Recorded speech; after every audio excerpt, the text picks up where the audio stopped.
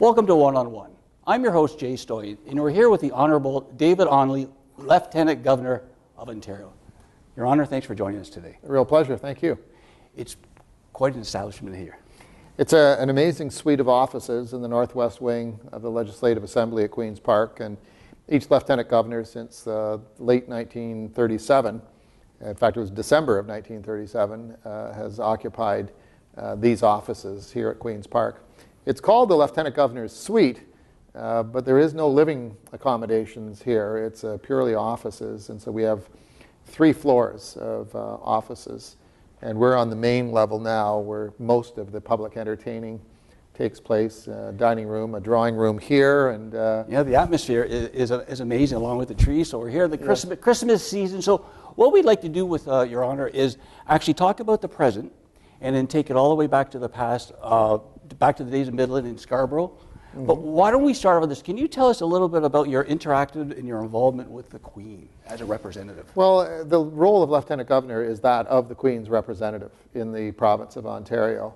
And that means that the Lieutenant Governor is the constitutional head of the government, that the Lieutenant Governor has the authority to disallow legislation if it should prove to be unconstitutional or just so egregious and offensive to the general public that it has to be stopped. So in that regards, the Lieutenant Governor is something of a constitutional referee. That authority is rarely used, but constitutional experts agree, notwithstanding the fact that it hasn't been used in many decades, it is still a legitimate piece of authority or a power that the office holder has. And as a result, I think it makes us one of the better systems of government, constitutional monarchy, parliamentary democracy, because it means that if there ever was a day that a government would do something that was so offensive to fundamental rights and freedoms, there is a constitutional authority who has the capability of putting a stop to it. So that is the prime constitutional responsibility. In addition to that, the Lieutenant Governor represents the Queen at all sorts of community and provincial functions. Most recently, on the sadder side of things, attending and speaking at a police officer's funeral or patriation ceremonies for deceased veterans from Afghanistan or, God forbid, somewhere else in the world. But for the most part, it's generally very upbeat and positive circumstances where significant awards are being presented to individuals who have contributed to their communities and are either receiving official provincial awards, such as the Order of Ontario, the Ontario Volunteer Medal, various other awards that are presented, or community recognition, where their own towns or cities are recognized and the Lieutenant Governor is being asked to participate. So in that sense, you perform, as Lieutenant Governor, the same functions or similar functions that Her Majesty the Queen does in Great Britain and, of course, then when she travels. And that brings us to the times that the Lieutenant Governors, in this case myself, actually meet the Queen. And for each of us, whether it's the Governor General or the Lieutenant Governors or the 3 territorial commissioners in the far north, they meet with the Queen at the beginning of their term of office. But beyond that, the only time there is actual interaction with Her Majesty is if she happens to visit your jurisdiction. So in my particular instance, I was very, very fortunate because the Queen came to Canada and Ontario and Toronto, specifically in the summer of 2010. And over 4 days, there were 5 different functions that we attended with her, including a tour of the suite here at Queen's Park. The significance of that being that it was the first time since the great royal tour of 1939 that a sitting monarch had actually come right into the suite of offices here. So it was quite an historic moment. That must have been exciting. It was. Can you tell us a little bit about the Queen, like the interaction with the Queen or with herself? And was there the aura around that people have said? Well, definitely. There is no question.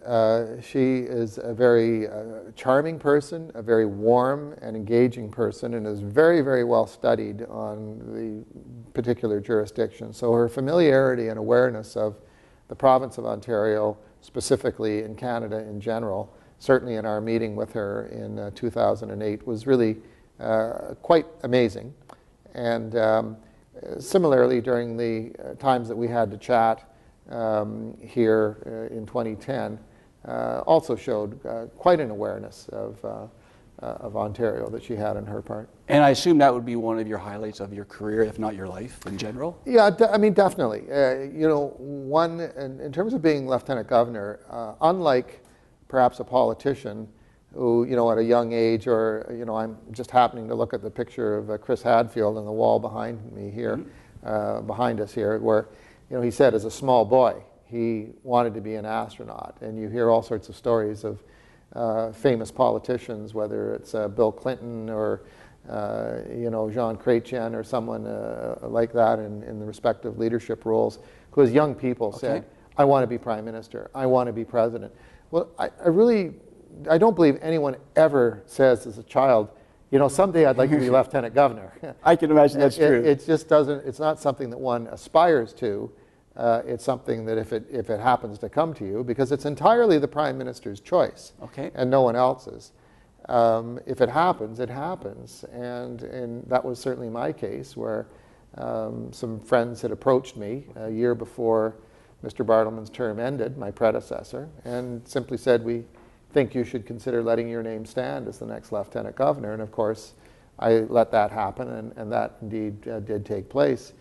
But at no point along that way was I saying, oh great, now I get the chance to meet the Queen. Sure. It's just one of those things that happens, and it comes with the territory. I'm just wondering, along with your duties dealing with the Queen, could you tell our viewers a little bit about your daily duties and dealing with the different, I guess, departments in Parliament, the Premier, the Prime Minister? Do you guys interact quite a bit or at all? Or? The federal interaction is quite small. That's primarily the role of the Governor General. But on various occasions, especially when it's local or area federal cabinet ministers, if they happen to be coming through town or we happen to be at similar functions, you know, definitely we talk. But there's no given 2 or 3 days in a row that are really the same. It is one of the things that I've found most challenging and invigorating, is that no 2 days are the same. Having come from a television news background, where the days were fairly predictable. Your schedule might change, but the job that you performed was pretty much the same. Sometimes you might go out and report on a story, but there was a continuity, and Monday gave way to Friday, and then there was a weekend. And so when I became lieutenant governor, the first thing I realized is the concept of weekends just totally disappeared. And that weekends tended to be any 2, and in some cases any 1 day out of 7 or 14 that you can get off. Now, having said that, each event is chosen by the lieutenant governor. It's not like the people sort of have this perception that I have this staff who are, you know, slave driving me into one event after another. But mostly it's, in fact, entirely, it's a desire to want to do some very important functions. And so the interaction really, and the days tend to change quite dramatically. And so, you know, I can go from a circumstance as it was, you know, just in recent times, where in a several day period, going from a tremendous evening reception with David Foster and hearing Andrea Bocelli sing, followed by a kids' party, the next day followed by a police funeral, followed by a meeting with the Premier, followed by attendance at another award ceremony. So you never really know. You really don't know, and even when you do know, you see that things change very dramatically from day to day. We're here with the Honourable David Onley, Lieutenant Governor of Ontario. Again, thanks for joining us today, Your Honor. My pleasure. Also, if you want to compare a little bit about the present day life to your TV and radio life, because you were a big, I guess, a big star at CFRB and a big star at City TV, and now you're a big star for Ontario. So can you compare the two jobs or three jobs? Well, I mean, that's a good question. I think the reality is that, again, going back to the notion that no one ever plans or schemes to be lieutenant governor. It was, as I began my career decades ago, at more than 30 years ago at CFRB. I mean, it was a weekly segment, just once a week. I did work with John Stahl, now major news reporter for 680 News in Toronto, as well. But John and I worked at CFRB shortly after my marriage. I filed reports for a weekend news show. That led to a position at the no longer operational CKO, the Radio News Network, that probably would have succeeded had computer technology existed as it does today. Back in the mid-'80s, it was just not capable of running a network back then. But then making the shift to City TV, specifically because Moses Neimer had seen me MC a particular function for CKO Radio. That's how it happened. At the Ontario Science Centre, where two astronauts were in town. And it was a large theater filled with space enthusiasts, and I interviewed the astronauts, one American, one Canadian, and he liked what he saw. Right place, right time. Right place, right time, but he knew it then that he wanted to hire me, but it was another 9 months before a position became available. And so that I didn't know at that time that he had already made up his mind. But that then led to a remarkable career, at least in terms of, I don't mean that in a bragging sense, but a remarkable career because it was varied. I started off as weatherman for 5 years, then did breakfast television for 5 years as the morning news anchor. I remember. Then was the education reporter for 5 years. And so 3 very, very different responsibilities, followed by my final positioning with the move over to CP24, the All News channel, along with producing a space science and technology show. And I remember that day very clearly because my friend and news director of the time, Steve Hurlbut, just came up to me and just simply said, "We're doing a new science, space, and technology program starting Wednesday nights. You're it." And so within a very short period of time, we were on air. And I didn't realize that for the next 8 years, I would be host and, in a very short time, host and producer of the entire show. Fabulous. And it was something that I thought I would be doing for the rest of my career. Wow. I really didn't think that there was anything too much beyond that, perhaps an offer from a different station, but there was no what a jump. Notion, yes, that it would change or so dramatically. Personally, I remember you as the weather guy. Because I remember you on City, and I remember, again, you were, I don't think you had this scooter, but you were, and I remember watching it, and it really was a light bulb in my head, because as a person with a disability myself, when you see somebody on TV with a disability, I'm thinking, wow, like a whole new world kind of opened up for myself and other people that I associate with disabilities. So I have to congratulate you and thank you for that. Thank you very much. Let's go back all the way now back, because you were born in Midland, but you grew up in Scarborough, as myself. So we have a little bit of a connection here. You have 3 boys. Yes, that's correct. I come from a family of 3 boys. Oh, very good. So tell me a little bit, let's talk a little bit about your disability, if we can, and sort of the interaction back in the day when you were just a kid, and as you moved up the ladder in career-wise, and how people sort of reacted differently to you, if you can. Well, it's sorry, I don't mean it's a series of good questions, but I mean, the reality was I was paralyzed with polio at the age of 3, and it was clearly the most, how can you put it, it was clearly the most traumatic, devastating experience of my life, and certainly for such a young child. It was all part of the polio epidemic that took place in 1953. Jennifer Wells of the Toronto Star has written an excellent 8,000-word ebook about that, called that Polio Summer, where she traces the the impact of that summer on me and a number of other people of a similar age who were stricken with it during the mid-50s, just prior to the development of the polio vaccine. Okay. But it was far enough away that I never looked at it and thought, gee, if only I'd gotten if only it'd been another month or something like that, because it was a couple of years before the vaccine. So there's never any sense of being the last soldier in a war to die. Or something. Yeah. But I think, and I know that my doctor said this in terms of two things that happened. One was that my parents chose to put me through aggressive physical therapy, which was enormously painful. I can imagine. But it created a degree of recovery that I otherwise would not have had. Because of that, it really gave me, I'd like to say, as much as one could say, a really normal childhood, the eldest of 5 kids. Okay. My parents treated me as much as they could like my siblings.